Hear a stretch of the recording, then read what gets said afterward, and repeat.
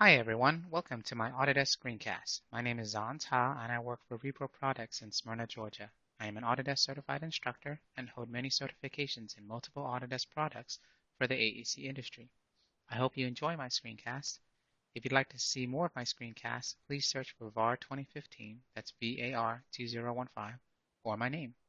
Please don't forget to give me a thumbs up after you watch it. In today's screencast, we'll be taking a look at the parts command in Revit 2016. Here I am in a 3D Revit model. If I go to the Modify tab of the ribbon, there is a command for creating parts. The way this functions is it allows you to break things apart and kind of dissect it, if you will, to make it more constructible. I'm going to head over to a top view and look at this slab. If I select it, I can divide or create. Since I've already created the part, it already shows it to there. So let's do this instead. Let's go all the way back to the beginning. If I select this, let's go to a top view, it's easy to see. I can click Create Parts. Once you've done this, you have the ability to divide the parts, exclude any parts that don't belong there, and obviously since it's structural, you can put in reinforcing. I can click Divide Parts.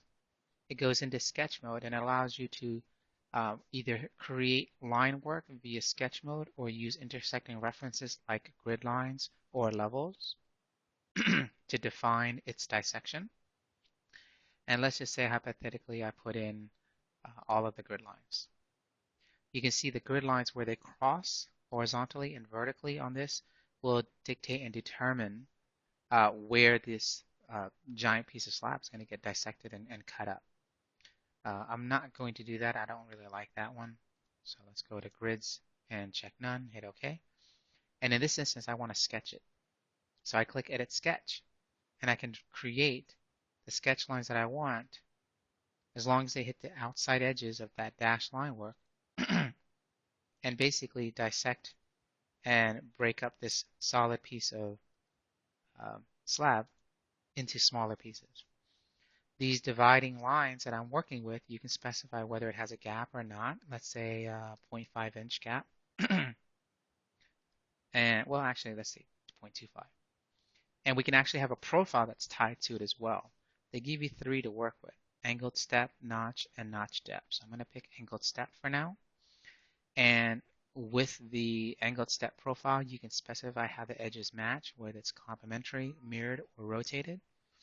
You can flip that profile across along or across the profile, and you can specify an offset if you need to.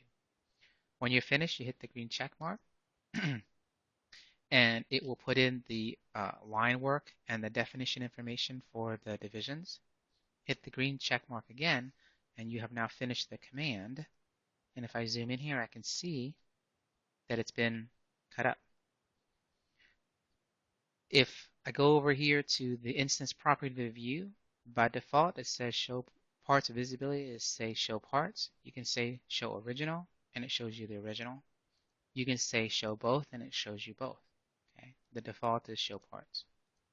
If you need to, you can select this and you can exclude that from that parts division and it won't show up in your Revit model. This is, at the end of the day, this tool is used to help you build a more constructible model. And that's it. Thank you very much for watching my screencast on Revit 2016 and the parts command. Please don't forget to give me a thumbs up.